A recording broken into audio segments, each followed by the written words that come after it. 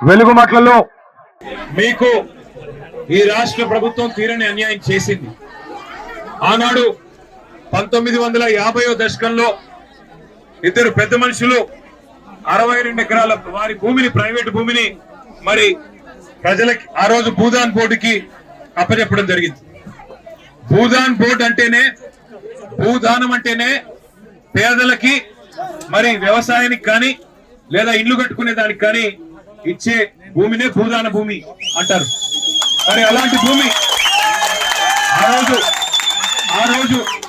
1950వ దశకంలో ఆ రోజు భూదాన్ బోర్డుకి ఇద్దరు పెద్ద మనసుతో వారి 62 ఎకరాల భూమిని వెలుగుమట్లలో సమర్పించడం జరిగింది.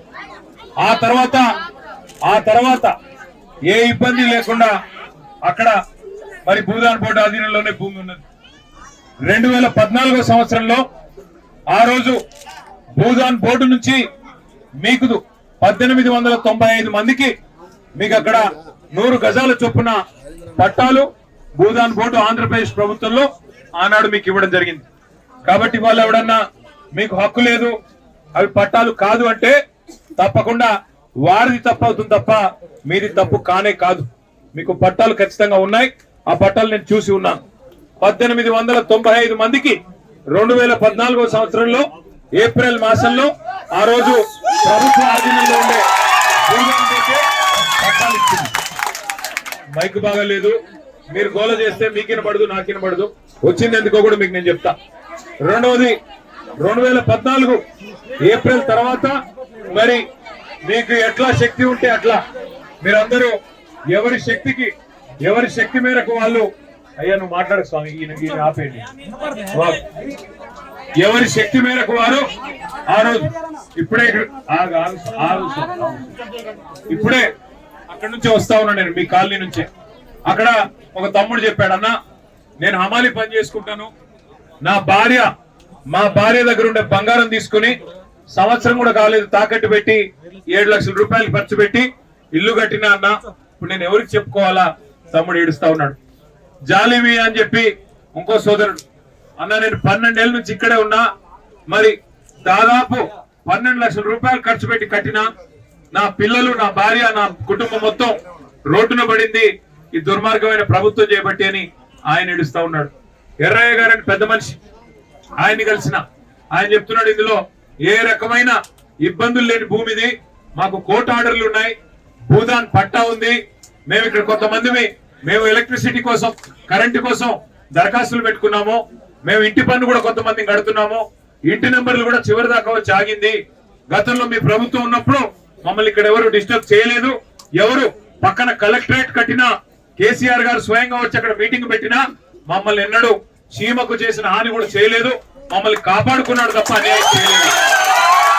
కానీ ఇవాళ ఆ పక్కనే ఉండే విలాసవంతమైన విల్లాల కోసం, కాంగ్రెస్ నాయకుల విలాసాల కోసం, ఈ జిల్లాలో ఉన్న 3 మంత్రులు వారి అక్రమ సంపాదన కోసం వారి కన్ను మీ భూమి మీద పడ్డది. మీ 60 ఎకరాల మీద కన్నుబడి ఇవాళ 3 మంత్రులు కూడబలుక్కొని అందరూ కలిసికట్టుగా ఇవాళ పేదలను మెడలు బట్టి గెంటేసి ఒక శత్రు దేశం మీద దండయాత్రకు పోతే ఎట్లయితే పోతారో 1000 మంది పోలీసు వాళ్ళని తీసుకుని అర్ధరాత్రి వచ్చి నోటీస్ ఇవ్వకుండా అన్యాయంగా ఇవాళ మిమ్మల్ని అక్కడి నుంచి తరిమేసి ఇక్కడ బజార్ను పడేసింది ఇందిరమ్మ ప్రభుత్వం. పేరుకి ఇందిరమ్మ ప్రభుత్వం. ఇందిరమ్మ ప్రభుత్వం అంటే ఏంటి? ఇల్లు కూలగొట్టడమా? కట్టుకున్న ఇల్లు కూలగొట్టి పేదవాళ్ళను మెడలు బట్టి రోడ్డు మీదకి తోయడమా ఇందిరమ్మ ప్రభుత్వం అంటే?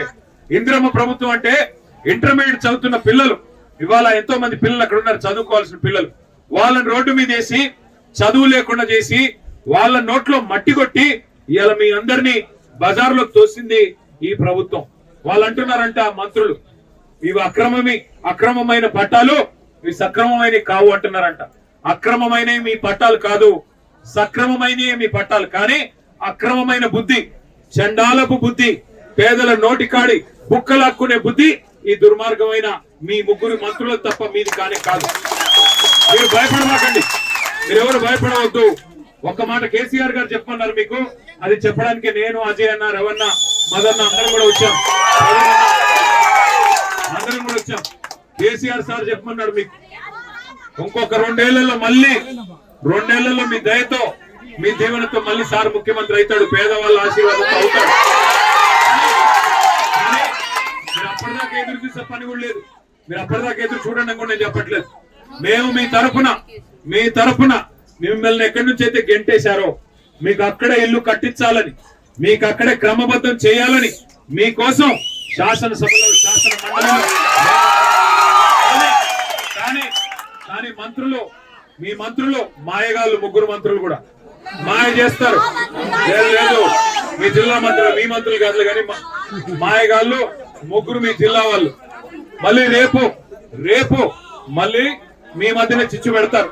మీలో కొంతమందిని తీసుకొని పోయి 50 మందిని తీసుకొని పోయి ఎలిముద్రలు వేయించుకుంటారు. కొంతమందితో సంతకాలు పెట్టించుకుంటారు అధికారులు వచ్చి చీకట్లో. దయచేసి ఐకమత్యంగా ఉండండి. ఐకమత్యాన్ని చెదిరిపోనివ్వకండి. మీకు అక్కడనే ఇల్లు కావాలనుకుంటే దయచేసి ఎక్కడ సంతకాలు పెట్టకండి. మీకు అక్కడే ఇల్లు కావాలి, అక్కడే ఉండాలి మీ కుటుంబాలతో సహా అనుకుంటే మీరు పొరపాటును కూడా మీ ఐకమత్యాన్ని చెదిరిపోనివ్వకండి. మిమ్మల్ని తీసుకెళ్తారు పక్క కొంతమంది, అమ్మా నీకు ఇందిరమ్మ ఇల్లు ఇస్తాం నువ్వు రా అంటారు. ఇదిగో ఇదే ఇల్లు అని చూపెడతారు. ఎట్లా అయితే 6 గ్యారెంటీల పేరుతో చేతుల్లో గ్యారెంటీ చూపెట్టారో మళ్ళీ అట్లే అరచేతిలో వైకుంఠం చూపెడతారు, మళ్ళీ గుండు కొడతారు. అందుకే దయచేసి జాగ్రత్తగా వినండి. మీరు గెలవాలి అంటే ఐకమత్యం ముఖ్యం. మీకు అక్కడ ఇల్లు కావాలి అంటే తప్పకుండా న్యాయ పోరాటం చేద్దాం. ఇవాళ అధికారం వాడి చేతుల్లో ఉంది, అధికార యంత్రాంగం మొత్తం వాళ్ళ చేతుల్లో ఉంది, పోలీసు బలగాలు వాళ్ళందరూ వాళ్ళ చేతుల్లో ఉన్నారు. కాబట్టి ఇవాళ పేదవాడికి గొంతు లేదనుకుంటా ఉన్నారు. కానీ ఒకటి మాత్రం వాస్తవం, ప్రభుత్వం తప్పు చేసింది అని వాళ్ళ రాష్ట్రం మొత్తం తెలిసిపోయింది. మరి ఏ తప్పు చేయకపోతే ఆ ఆర్డీఓ గారిని ఎందుకు అర్జెంట్ గా ట్రాన్స్ఫర్ చేశారు? ఏ తప్పు జరగకపోతే ప్రభుత్వం నిజంగానే న్యాయం చేసింటే ఆగవయ్య స్వామి, ఆగవయ్య నీ గురించే మాట్లాడుతున్నా, ఎందుకు గుర్తు చేసుకుంటున్నా. నేననేది అల్లా ఒకటే, ఏ తప్పు జరగకపోతే, ప్రభుత్వం ఏ తప్పు చేయకపోతే ఎందుకు ఆర్డీఓ గారిని ఆకస్మికంగా ట్రాన్స్ఫర్ చేశారు? అర్ధరాత్రి వచ్చి దొంగల్లాగా ఎందుకు ఇళ్ల మీద పడ్డారు? ఎందుకు నోటీసులు ఇవ్వలేదు? ఎందుకు మీకు కోర్టుకు పోయే అవకాశం ఇవ్వలేదు? గతంలో కోర్టు మీకు ఆర్డర్లు ఇచ్చింది కదా, కోర్టు మీకు ఆర్డర్లు ఇచ్చింది. మీకు పట్టాలు లేకపోతే కోర్టు ఆర్డర్లు ఇస్తుందా? మీ వాదనలో న్యాయం లేకపోతే కోర్టు ఆర్డర్లు ఉంటాయా? కాబట్టి జరిగిన తప్పు ప్రభుత్వానిది, ఈ జిల్లాలోని 3 మంత్రులు. ఇంకొక మాట మీరు ఆలోచించండి. ఇప్పుడు తప్పు చేయకపోతే మాలాగా ధైర్యంగా వచ్చి మీ కాడ మాట్లాడొచ్చు కదా, 3 మంత్రులు వచ్చి చెప్పొచ్చు కదా. తప్పు మీది కాబట్టే, ప్రభుత్వానికి కాబట్టే ఇవాళ 3 మంత్రులకి ముఖం లేదు. అందుకే నేను మీకు చేసే విజ్ఞప్తి, అసలు భూదాన్ అంటేనే, మళ్ళీ గుర్తుపెట్టుకోండి, భూదాన్ అంటేనే పేదల ఆస్తి. భూదాన్ అంటేనే పేదల ఆస్తి. పేదవాళ్ళ కోసం ఇల్లు కానీ వ్యవసాయానికి కానీ ఇచ్చే ఆస్తి భూదాన్. కాబట్టి అప్పుడెప్పుడో గాంధీ గారి స్ఫూర్తితో వినోబా భావే గారు అనే పెద్ద మనిషి స్టార్ట్ చేశారు భూదాన్. ఆయన పేరు మీద మీరు కాలనీ పెట్టుకున్నారు, వినోబా భావే కాలనీ. కానీ ఆ రోజు ఒరిజినల్ గాంధీ గారు ఉన్నారు, ఈ రోజు డూప్లికేట్ గాంధీలు వచ్చి వాళ్ళ ఆధ్వర్యంలో పనిచేసే భూ దొంగలు, వీళ్ళు భూమిని కొల్లగొట్టే దొంగలు కాబట్టి, రియల్ ఎస్టేట్ మాఫియా కాబట్టి ఇలా మీ భూమిని లాక్కునే ప్రయత్నం చేస్తున్నారు. మీరు ధైర్యంగా ఉండండి. మీకు ధైర్యం చెప్పడానికి కేసీఆర్ సార్ పంపించారు. మీకోసం ఏర్పాట్లు కూడా మేము చేస్తాం, పార్టీ పరంగా ఏర్పాట్లు చేస్తాం. మీకు భోజన వసతి కానీ ఉండేదానికి వసతి కానీ ఎట్లాగో అధికారులు పట్టించుకోరు, వాళ్ళు ఎలాగో చెయ్యరు. మీకు మేము ఏర్పాటు చేస్తాం. దాంతో పాటు మీకు న్యాయపరంగా పోరాటం చేయడానికి కూడా మీరు రూపాయి కూడా ఎవరి దగ్గర తీసుకోవద్దు, ఎవరు ఖర్చు పెట్టొద్దు, మేము పెడతాం. పార్టీ పరంగానే న్యాయ పోరాటం మీ తరఫున మేము చేస్తాం. తప్పకుండా మీకు న్యాయం లభించేదాకా మీతో ఉంటాము, కలిసి కొట్లాడతాం. కానీ మీరు ఐకమత్యంగా ఉండాలి. మీరు మళ్ళీ మీరు కొంతమంది చెదిరిపోయి సంతకాలు పెట్టి వేలుముద్రలేసి ఆయన ఏదో ఇత్తనన్నాడు, ఈయనేదో ఇత్తనన్నాడు అంటే మళ్ళీ శటకోపం పెడతారు, మళ్ళీ మోసం చేస్తారు. మళ్ళీ ఒకసారి 2.5 ఏళ్ల కింద ఎట్లా గ్యారెంటీ చేశారు, అరిచేతిలో వైకుంఠం చూపెట్టి నెలకు 2.5 ఇస్తామన్నారు. మహిళలకు ఇచ్చారా? తులం బంగారం ఇచ్చినారా? ముసలోళ్ళకి 4,000 అన్నారు, ఇచ్చారా? ఏదన్నా ఒక్కటి చేశారా? పోనీ ఇందిరమ్మ ఇండ్లు అన్నారు, ఉన్న ఇల్లు కూడా కొడుతున్నాడు కదా. హైదరాబాద్ లో కూల్చివేతలే, హైడ్రా పేరు మీద రాష్ట్రం అంతటా కూల్చివేతలే, ఖమ్మంలో ఎలుగుమట్లలో కూల్చివేతలే. మొత్తం రాష్ట్రంలో మీ ఆస్తులు లాక్కోవడం తప్ప, మీ శక్తి లాక్కోవడం తప్ప ఏం చేసింది 2.5 ఏళ్లలో ఈ ప్రభుత్వం? ఆలోచించండి.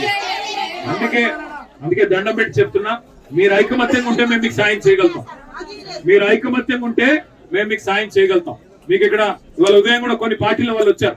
తప్పకుండా ఇక్కడ అందరం కలిసి కొట్లాడదాం, మాకేం ఇబ్బంది లేదు. ఇందులో ఏం రాజకీయం లేదు, ఇప్పుడేం ఓట్లు లేవు. మాకేమి అర్జెంట్ గా ఏం ఓట్ల కోసం తాపత్రయపడాల్సిన అవసరం లేదు. కేవలం మీకు న్యాయం చేసేదానికి ఎవరు వచ్చినా అందరం కలిసి కొట్లాడదాం. ఇక్కడ ఈ తమ్ముళ్ళు కొంతమంది ఉన్నారు, అక్కడ ఇంతకుముందు ఎర్రన్నలు కొంతమంది కలిశారు. అందరం కలిసి కొట్లాడదాం, మీకు న్యాయం జరిగేదాకా. ఈ దుర్మార్గమైన ప్రభుత్వం, ఈ ముగ్గురు మోసగాళ్ళు వారికి బుద్ధి చెప్పేదాకా మీరు ఐక్యంగా ఉండండి. మీ తరఫున మొత్తం ఖమ్మం ప్రజానికం ఉన్నారు, రాష్ట్ర ప్రజానికం ఉన్నారు. న్యాయం కోరే ఎవరైనా, పేదవాడి సంక్షేమం కోరే ఎవరైనా మీ తరఫునే ఉన్నారు, మర్చిపోబాకండి. అజయ్ అన్న కూడా ఇక్కడే ఉన్నాడు, రవణ్ ఉన్నాడు, మదన్ ఉన్నాడు. అందరం మీతో ఉంటాం. మీకు అన్ని ఏర్పాట్లు భోజనం కానీ ఇంకోటి కానీ ఉండేదానికి కానీ మేము అవసరమైతే మొత్తం పార్టీ పరంగా మేమే చేసిపోతాం. మీరు ఎవరు భయపడవద్దని చెప్పి కోరుతూ, మీ కాగితాలు నా దగ్గర ఉన్నాయి, మీ పట్టాలు నా దగ్గర ఉన్నాయి. మీరు ఏది కూడా మీరు దేనికి భయపడొద్దు. కొత్తగా మీరు చెప్పేది ఏం లేదు. నేను అక్కడికి పోయి వచ్చిన, అక్కడ అందరినీ కలిసిన, దాదాపు 100 కుటుంబాలను కలిసిన. అందరూ మీరు చెప్పిందే చెప్పారు. మాకు అన్యాయం జరిగింది, మాకు పట్టాలు ఉన్నాయి, అన్ని ఉన్నాయి, సక్రమంగా ఉన్నాయి. కేవలం ప్రభుత్వం, ఇక మా లోకల్ లీగల్ సెల్ కూడా ఇక్కడే ఉంది. ఏం పేరు? సుగుణారావు గారు, లాయర్ గారు. ఆయన గతంలో ఉద్యమకారుడు. ఆయనే ఇచ్చాడు నాకు ఇన్ఫర్మేషన్ మొత్తం. కోర్టులో కూడా మీరు రూపాయి ఖర్చు పెట్టే అవసరం లేదు, మొత్తం ఖర్చు పెట్టి మేమే కొట్లాడతాం. మిమ్మల్ని మళ్ళీ కంటికి రెప్పలా కాపాడుకుని మీ ఇల్లు మళ్ళీ మీకు వచ్చేలాగా చేయడం మా బాధ్యత. దయచేసి ఎవరు కంగారు పడొద్దు, ధైర్యంగా ఉండాలని చెప్పి కోరుతా ఉన్నా. థ్యాంక్ యూ, అందరికి నమస్కారం. Thank you.